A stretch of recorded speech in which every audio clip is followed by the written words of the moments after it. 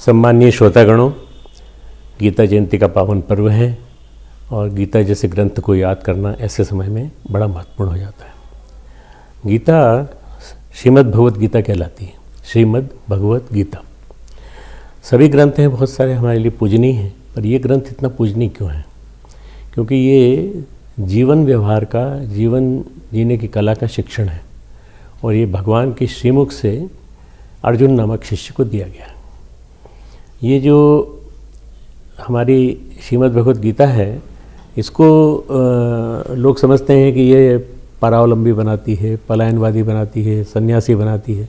ऐसी बात नहीं है। ये तो जीवन जीने की कला सिखाती है।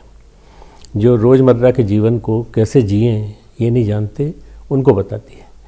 मैंने गीता को आधार मान करके बहुत सारे मैंने निकाले हैं प्रस्तुतिकरण, जिससे कि लोग अपने जीवन को शांतिपूर्वक जी सकते हैं। गृहस्थ जी सकता है दंपत्ति के साथ साथ मिलके, बच्चों के साथ, अपने बुजुर्ग माता पिताओं के साथ, और अन्य अनेक चीज़ें जो हमारे जीवन में आती हैं, उन सब समस्याओं का समाधान ये बताता है। श्रीमद् भगवत गीता कही गई थी कुरुक्षेत्र में।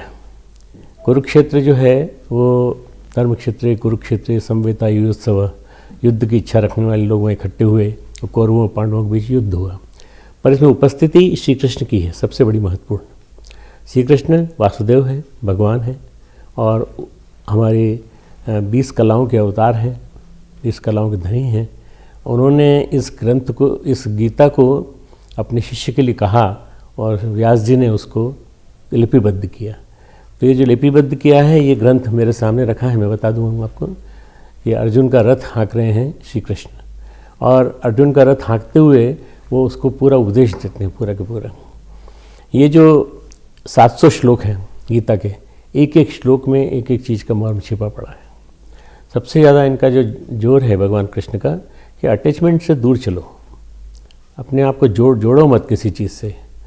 आज हम क्या है कि हम ज़रा सा भी कोई गड़बड़ होती है तो हम अपने जुड़ जाते हैं परिस्थितियों से, संबंधियों से। पति पत्नी आपस में लड़ बैठते हैं क्योंकि उनका कोई पॉइंट है, वो जो है उसी पे आके वो टिक जाते हैं। तो भगवान कृष्ण कहते हैं कि इसमें तुम अपने आप को अटैचमेंट से दूर करो। राग द्वेषो व्यवस्थितो, राग और द्वेष से दूर चलो। राग यानी अटैचमेंट, द्वेष यानी उल्टा उसका, जस्ट अपोजिट।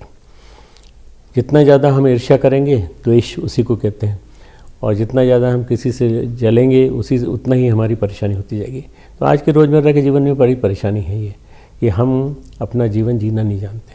मैं समझता हूँ ये ग्रंथ ऐसा है, गीता ऐसी है कि ये केवल मंदिरों में या केवल गुरुद्वारों में, केवल गिरजाघरों में, केवल वहाँ रखने लायक नहीं, बल्कि ये सबके पॉकेट में होना चाहिए, सबके पास होनी चाहिए, और हमारे जो जितने भी एग्जीक्यूटिव ऑफिसेज़ हैं उनके पास भी होना चाहिए, ताकि वो अपने कार्यकर्ताओं को बता सकें कैसे जीवन जीना चाहिए। अर्जुन जो है बड़ा परेशान है कि क्या होगा, मेरे से आप लड़ने को कह रहे हैं और लड़ने जा रहा हूँ, तो सामने मेरे पितामह, मेरे गुरु, मेरे कुलगुरु सब यहाँ खड़े हैं सामने, मैं कैसे करूँगा युद्ध। बस इसी कशमकश में वो भगवान से कहता है, मैं नहीं कर पाऊँगा युद्ध, न मैं युद्ध स्थिति में मन्ये, मैं युद्ध नहीं करूँगा, ऐसी मेरी मान्यता है। भगवान कृष्ण कहते हैं, क्लैब्यम मास्मगम पार्थ न एतत्त्व उपपद्यते, तुझे शोभा नहीं देता, तेरे जैसे वीर योद्धा के लिए शोभा नहीं देता कि तू युद्ध न करे, और इससे बाहर निकल। तू अपने जीवन में, दूसरे अध्याय का दूसरा तीसरा श्लोक है ये, और बड़े महत्वपूर्ण हैं। जब वो अर्जुन से कहते हैं कि तू इस युद्ध क्षेत्र में आया किस लिए है, आखिर तेरा ही तो चयन है, ये तेरा किया हुआ चयन है कि युद्ध होना चाहिए ताकि हमें अपना राज्य मिल जाए। तो उस राज्य को पाने के लिए, और सारे पूरे महाभारत यानी पूरे भारत का महा वाला स्वरूप, ग्रेटर इंडिया बनाने की बात चल रही है। उस ग्रेटर इंडिया में अगर अर्जुन का कोई रोल है, तो उसको ये समझना चाहिए कि कैसे इस चीज़ को समझूं कि ये मेरे लिए ज़रूरी है युद्ध। तो भगवान कृष्ण कहते हैं, युद्ध में किसी तरह की कोई परेशानी नहीं होना चाहिए, तुझे युद्ध करना है अनीति से लड़ने के लिए, अधर्म से लड़ने के लिए, जो आज भी हमारे लिए, हमारे सामने खड़े हुए प्रश्न हैं कि अनीति और अधर्म कैसे समाप्त होंगे। ये भी इसी तरह समाप्त होंगे जिस तरह से भगवान कृष्ण ने अर्जुन को बताया। तो इसमें भगवान कहते हैं क्लेब्यम मास्मगम पार्थ नेतृत्व उपद्यते क्षुद्रम हृदय दौर्बल्यम त्यक्तोतिष्ठ परंतप। अपने हृदय की क्षुद्रता को, दुर्बलता को छोड़ और छोड़कर हे शत्रु विनाशकारी, परंतप यानी शत्रु विनाशकारी। इसमें अर्जुन के करीब करीब 100 नाम आए हैं इसमें अलग अलग दिशा में। तो भगवान कृष्ण ने भी किया और भगवान कृष्ण के भी 100 नाम आए हैं गीता में।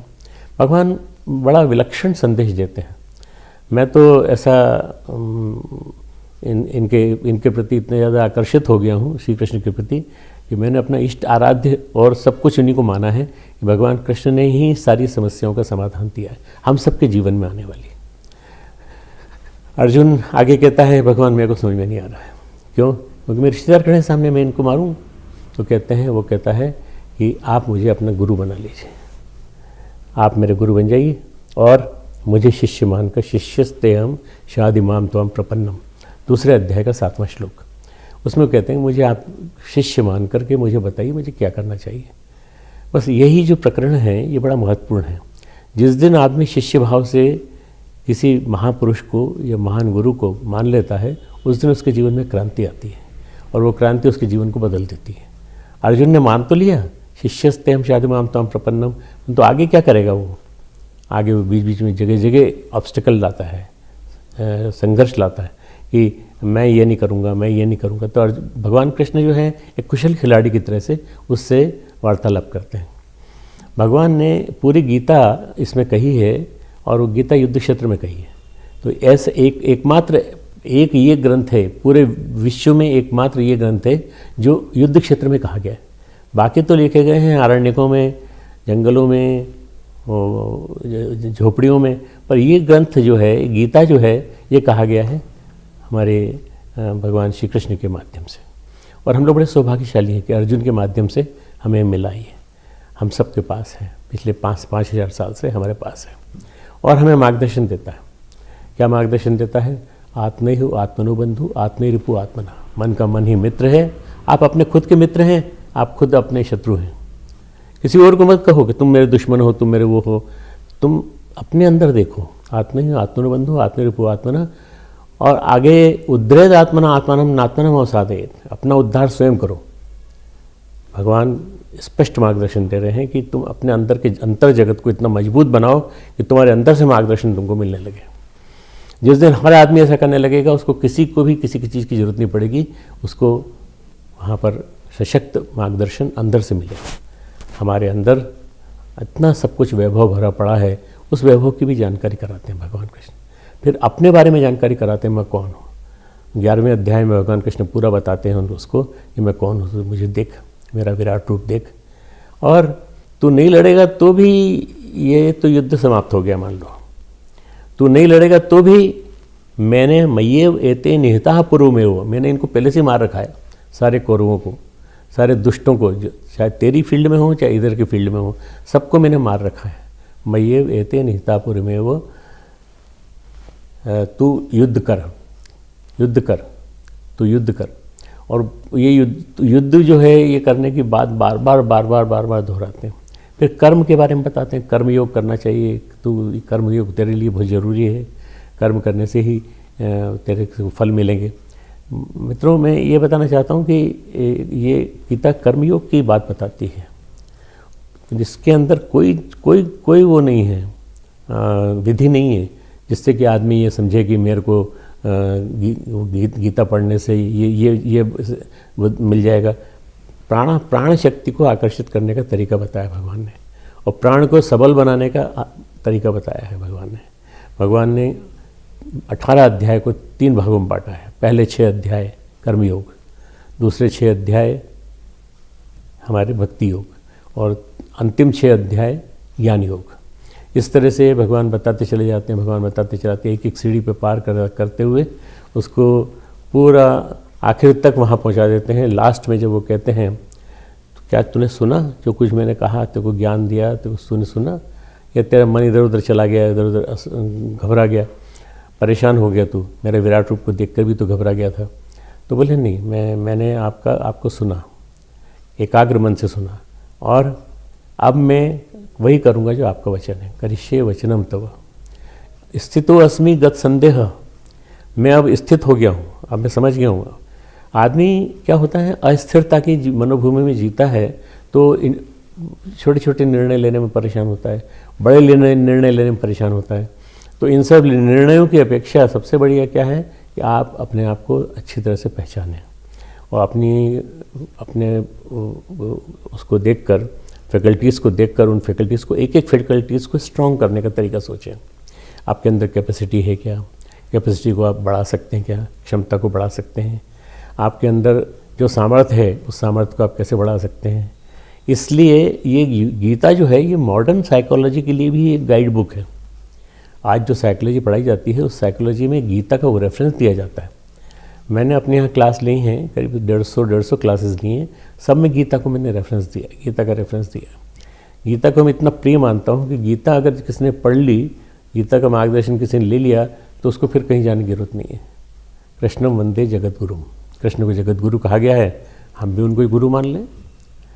जितनी विधाएं हैं, जितनी फैकल्टीज़ हैं, मैनेजमेंट है तो, और एजुकेशन है तो, और रोज़मर्रा के जीवन की समस्याएं हैं तो, हर एक में शिक्षक के रूप में एक उभर के आता है। हमारे लिए एक गुरु है श्री कृष्ण, कृष्णम वंदे जगत गुरु। वसुदेव सुतम देवम कंसचानूरमर्दनम देवकी परमानंदम कृष्णम वंदे जगत गुरु। कृष्ण जगत गुरु हैं और जगत गुरु होने के नाते वो सबको संदेश देते हैं कि ऐसा करना चाहिए, ऐसा करना चाहिए, ऐसा करना चाहिए। मित्रों, ये महाभारत का एक अंश है गीता, और गीता उससे अलग हट करके हम सबको ये बताती है कि हमें क्या करना चाहिए, हमें जीवन में कैसे जीना चाहिए, जीवन जीने की कला क्या हो, जीवन में कर्मयोग कैसे लाया जाए, और कर्मयोग ला करके अपने कर्मों को कैसे दिव्य बनाया जाए, डिवाइन एक्शंस, अपने कर्मों को दिव्य बनाने की कला, ये भगवान कृष्ण ने इसमें बताई है। और दिव्य करेंगे तो क्या करेंगे, हमें यश मिलेगा, श्रेय मिलेगा, हम आगे बढ़ते चले जाएंगे और हमें किसी प्रकार की नेगेटिविटी प्रभावित नहीं करेगी। नकारात्मकता हमारे जीवन को दूषित कर देती है, और नकारात्मकता से अलग हट करके भगवान उसको बताते हैं कि तुम विधेयात्मकता की ओर चलो, सकारात्मक चिंतन करो, और सकारात्मक चिंतन करके तुम मुझे एक गुरु मानते हुए मेरे माध्यम से तुम आगे बढ़ो, मैं बताता हूँ तुमको। मित्रों, हम कृष्ण को न मानते हो कोई बात नहीं, परंतु अगर हम एक महाशक्ति को मानते हैं तो महाशक्ति को मानकर उन महाशक्ति का हम शक्ति अपने जीवन में समाहित करने की कोशिश करें। आज गीता जो है बड़े बड़ी यूनिवर्सिटीज़ में पाठ्यपुस्तक के रूप में पढ़ाई जाती है। उसका कारण क्या है कि इसके अंदर जितना भी ज्ञान दिया हुआ है वो ज्ञान हमारी रोज़मर्रा की समस्याओं का समाधान है। स्ट्रेस मैनेजमेंट की किताब है ये, तनाव मुक्ति, तनाव प्रबंधन, विज्ञान और अध्यात्म के समन्वय की किताब है ये। इसमें एतानी अपितु कर्माणि, आप जो जितने कर्म कर रहे हैं उसमें आपके पास 8 विभूतियाँ हैं, और वो 8 विभूतियाँ भौतिक जगत की हैं और एक विभूति अंदर की है। तो भगवान कहते हैं अंदर की विभूति जो है वो आत्मा है, और वो आत्मा मेरी है, शरीर तेरा है। मैं इस आत्मा को स्ट्रांग बनाने की कोशिश करूँगा, तेरी आत्मा को। और वो कहते हैं मत्तः परतरम नान्यत किंचिद अस्ति धनंजय, मुझसे ज़्यादा कोई अलग कोई चीज़ नहीं है। मैं ही सूत्रों में मणिगणों के थ्रू तरह, जैसे हम माला बनाते हैं तो माला में सुई पिरोते हैं, फिर सुई पिरोते हैं, फिर एक फूल और डाला, फिर एक सुई पिरोते हैं, या एक माला का मनका डाला और फिर हमने पिरो दिया। तो बोले जो धागा है बीज का वो मैं हूँ, पराशक्ति, और जो अपरा है वो आसपास की चीज़ें हैं जितनी, अपरा भौतिकवादी और परा अध्यात्मवादी। तो ये परा और अध्यात्म का इतना बढ़िया समन्वय गीता में है। गीता हमें विलक्षण बनाती है। गीता को हम याद करते हैं गीता जयंती के दिन। गीता जयंती का ज्ञान इस दिन अवतरित हुआ था, और इस ज्ञान को हम जीवन में उतारें तो हमारा जीवन महान बनेगा। खूब खूब मंगल कामनाएं, सभी को खूब खूब आशीर्वाद। हमारे YouTube चैनल शांति कुंज वीडियो गायत्री परिवार को सब्सक्राइब करें एवं बेल आइकन जरूर दबाएं ताकि गायत्री परिवार की विभिन्न गतिविधियों की जानकारी आपको मिलती रहे।